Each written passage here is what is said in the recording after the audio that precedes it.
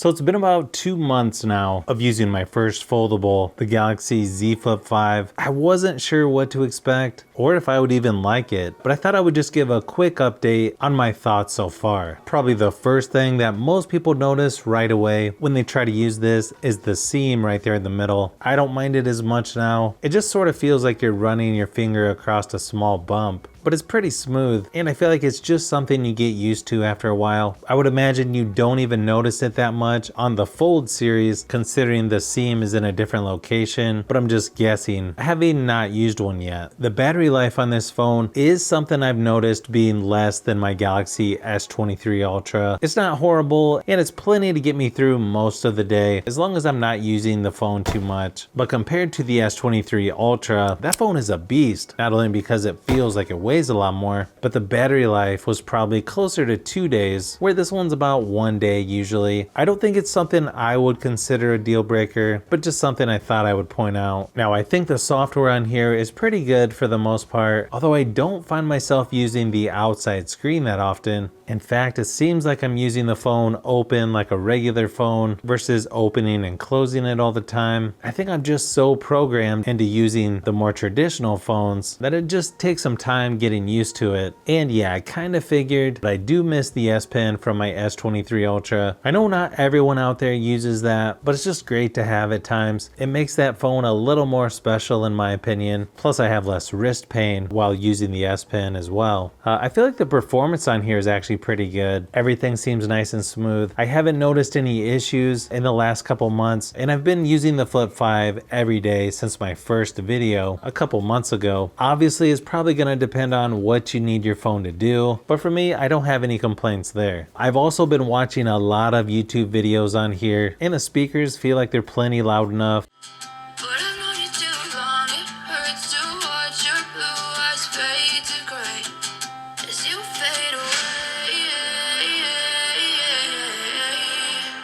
Normally, I like the fingerprint scanner when it's right on the front of the screen, like the S23 Ultra, but I have to admit, having it on the power button on a smaller phone like this actually makes it really easy to unlock. In fact, I unlock it on accident sometimes. Sometimes on my Pixel phones, I would need to add Face Unlock or try several times to unlock it. I think you can tell the cameras on here are not quite as good as the S23 Ultra, but I don't feel like there's a big enough difference to where it's a deal breaker for most people. The other thing I noticed, I find myself putting this phone in my pocket flat or open instead of folding it first. So I'm not really sure if I'm getting the most use out of this flip phone, and I'm not sure if I would get another one, but I am interested in the Fold series, mainly because that one's closer to a tablet when it's open versus just folding the phone in half vertically. I really like the weight of this phone though. It just feels so much lighter than other phones that I've used. But you know, sometimes you have to try things out before you know for sure whether you like it or not. And I would say if you've never tried a flip phone like this or the Razr from Motorola, I would say try it out, see if you like it or not. But for me, I'll probably be switching to the Pixel 8 or 8 Pro as my daily driver. So we'll see how I like those, considering I've been using Samsung for my last couple of phones.